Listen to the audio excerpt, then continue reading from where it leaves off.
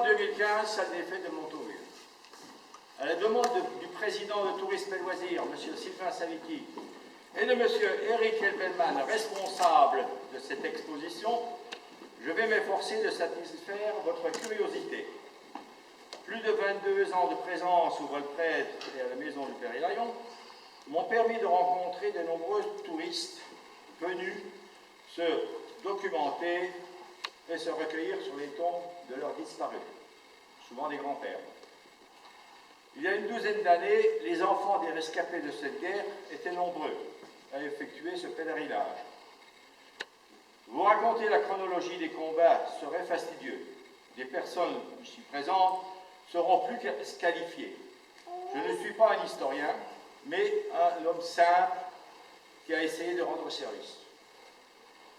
Les livres du général Lebord, commandant la 63e DI, les carnets de marche du 356e, du 346e, du 167e, du 42e hérité, de Charles François et du colonel Denis, tous ces documents m'ont permis de répondre aux questions posées par les visiteurs.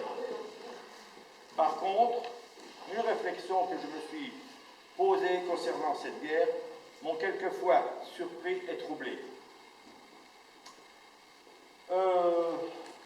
Par exemple, la propagande qui s'est diffusée dès 1904 dans les écoles, les casernes, les églises, et pratiquement, et on ressuscite Jeanne d'Arc, qui était certainement oubliée depuis longtemps, qui devient le galvanisateur de la revanche. Parce que sur comment dirais-je, un cadre, on voit Jeanne d'Arc en celluloïd. Donc, elle servait d'étendard pour la revanche. Autrefois, je me suis rendu compte une fois qu'on a trouvé, c'est une réflexion de M. Jaurès, de Jean Jaurès, à la jeunesse en 1903, il cite « L'humanité est maudite si, pour faire preuve de courage, elle est appelée à s'entretuer éternellement. » Je pense que c'est fort.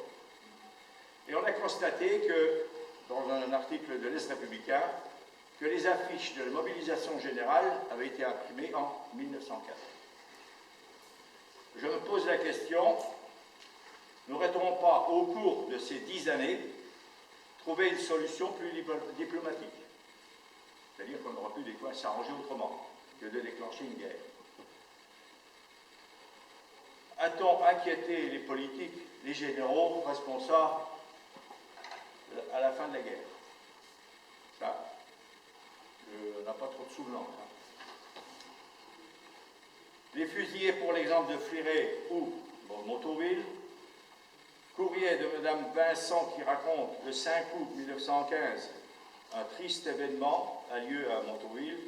2 soldats du 37e colonial, désignés par leur capitaine comme garde-sac, sont considérés comme déserteurs après la bataille.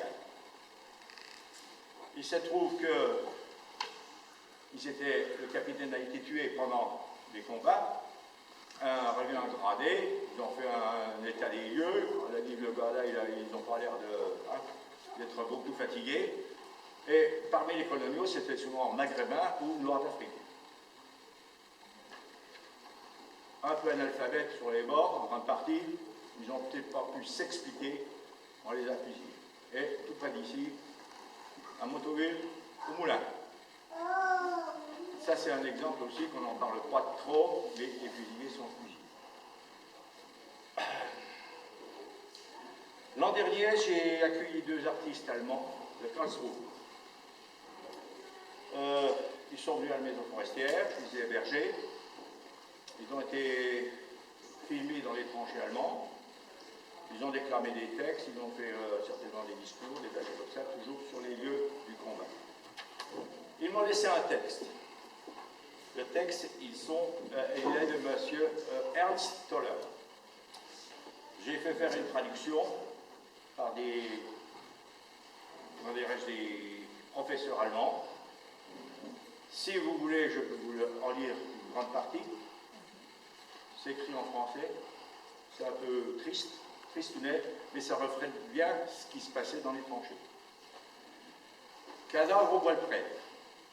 En allemand, Lehren in Fredsrat. Un tas d'engrais composé de cadavres pourrissants, les yeux vitreux injectés de sang, qui serrent les poings, les poitrines déchirées par les shrapnels, des cerveaux fracassés, des entrailles comme recrachées. Un seul cri de folie, atroce, l'air empesté par la puanteur des cadavres, qui remplit d'effroi le cri de folie. Ô femmes d'Allemagne, femmes de France, si vous voyez vos époux, ils cherchent à tâtons de leurs mains déchiquetées les corps boursouflés de leurs ennemis. Puis ils s'étreignent. Ô étreinte horrible, je l'ai vu et reste muet. Suis-je une bête, un chien de boucher? Pour quelle raison ne me précipitais-je pas hors de la tranchée et ne tends-je mes mains en signe de plainte? Si au moins j'exprimais de l'amour ou de la malédiction, ou prononçais-je en balbutiant, vous les déshonorez, vous les assassinez. Pourquoi? Pourtant, je me tais, et en serrant les dents, je dis le devoir. Il était allemand, il fallait quand même accepter le sort. Ça, c'était assez dur à lire. J'ai eu du mal de faire traduire, mais c'est arrivé. Qu'est-ce que je voulais dire encore?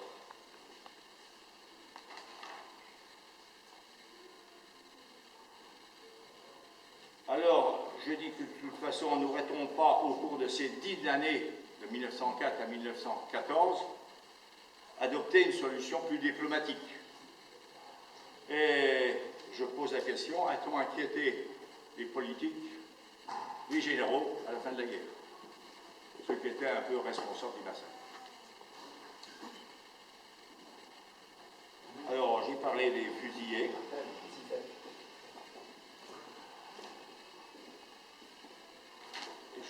Je continue. Notre association, au cours de ces 20 années, a rempli son contrat et doit continuer dans le même sens. L'accueil des touristes, des écoles, et créer des événements tels que expositions, manifestations patriotiques, par exemple la Gère de Blé, promouvoir et insister sur le devoir de mémoire de chaque citoyen français. Les guerres sont affreuses, indignes du genre humain. La Première Guerre mondiale, avec ses millions de morts, devait être la dernière. On connaît la suite. Je termine cet exposé en laissant la parole aux professionnels de l'histoire. Je vous remercie. Une dernière remarque. Jusqu'à présent, 100 ans après, on nous présente la fontaine du Père Hilarion comme étant le cadre de trêve qui permettait aux Français et aux Allemands. Si vous regardez la carte du bois, ça n'a pas jamais pu se faire à ce moment-là.